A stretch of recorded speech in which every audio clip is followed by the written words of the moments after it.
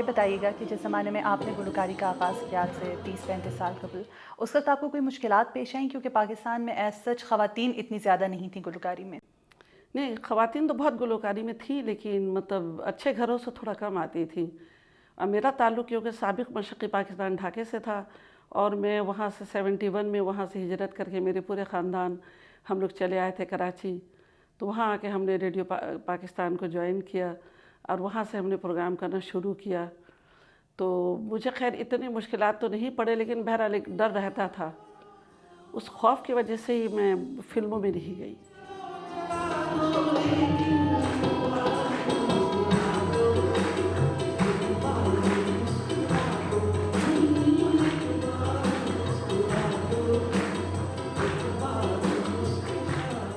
आपको फ़ैमिली की तरफ से कोई प्रेशर था जब आपने गुलकारी का आगाज़ किया? वो तो होता है बहुत ज़्यादा। मेरा तो फैमिली की तरफ से इतना ज़्यादा था कि हर कोई ख़िलाफ़ था, सिर्फ़ मेरे बाप के अलावा। क्योंकि मेरे अब्बा के साथ चक्कर ये था कि अब्बा मेरे बहुत बीमार हो गए थे, उनको टीबी हो गया था उस ज़माने में और डॉक्टर ने कहा था कि ये 3 महीने से ज़्यादा बचेंगे नहीं। तो उनकी ख्वाहिश थी कि मैं मुन्नी को गाना सिखा दूँ और ये टीचर बन के अपने भाई बहनों को संभाल लेगी। तो गाना सिखाने का मकसद जो था वो गुलकारा नहीं बनाना था, उनका मकसद था कि मैं म्यूज़िक टीचर बन जाऊँ और सिर्फ यही एक फ़ील्ड था जिस पे मैं मतलब 3-4 महीने में तैयार हो सकती थी। अगर पढ़ने के लिए जाती तो मैं उस वक्त क्लास 1 क्लास 2 में पढ़ी होती। तो उसके लिए टाइम चाहिए था, जो मेरे अब्बा समझते थे कि उनके पास वक्त नहीं है, क्योंकि डॉक्टर ने कह दिया था कि तुम 3 महीने से ज़्यादा नहीं बचोगे। तो उन्होंने म्यूज़िक सिखाना शुरू कर दिया मुझे सारे वो बातें याद हैं कि कितना तकलीफ़ वो उठाते थे और मुझे सुबह 6 बजे उस्ताद जी के घर पे लेके जाते थे और मैं आंगन में बैठी, उस्ताद जी मुझे गाना सिखा रहे होते थे और अब्बा बैठ के खांसते रहते थे। तो मैं उनको भी देखती थी, गाना भी सीखती थी। तो इसी तरीके से करके गाना सीख ली और फिर अब्बा को भी अल्लाह ने ज़िंदगी दे दी।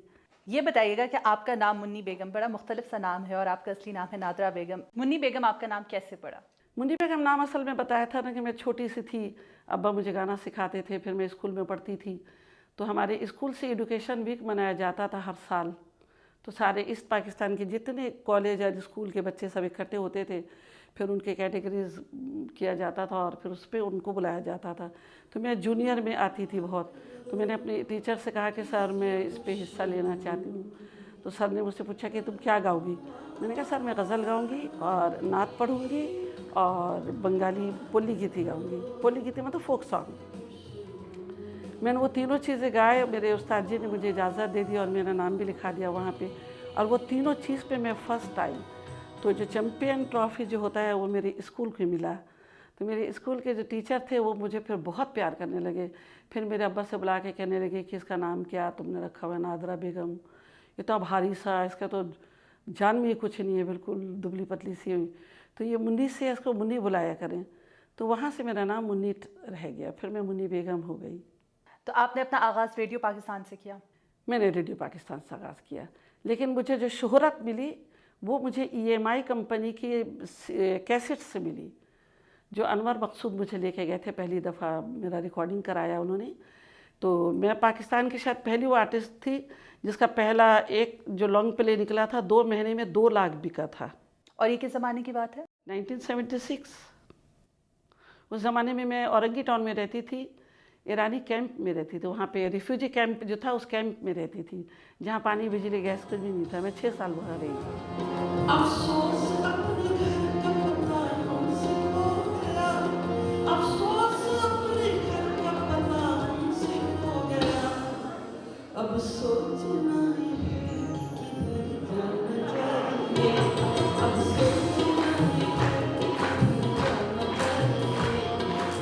ये बताइएगा कि आज हमने देखा आपने नॉन स्टॉप तकरीबन 3 साढ़े 3 घंटे तक आप गाती रही हैं।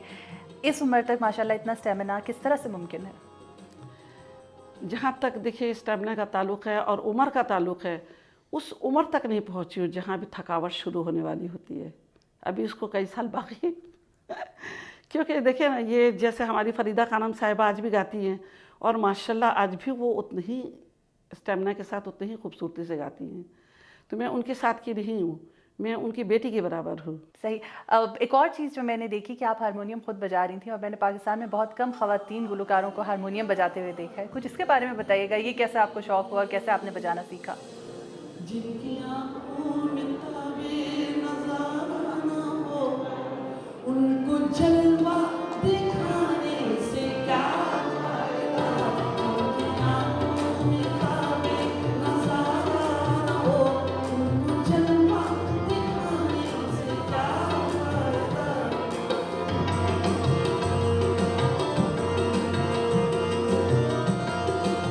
असल में चक्कर ये बात है कि जब मैं गाना सीखती थी ना तो मेरे उस्ताद जी वारसी बाबा जो हैं वो मुझे कहते थे कि मुझे वो जुमरातन बुलाया करते थे, तो मुझे कहते तो जुमरातन तुम अगर ऐसे गाना गाओगी और हारमोनियम के बगैर गाओगी तो तुम तो हमेशा मोहताज रहोगी।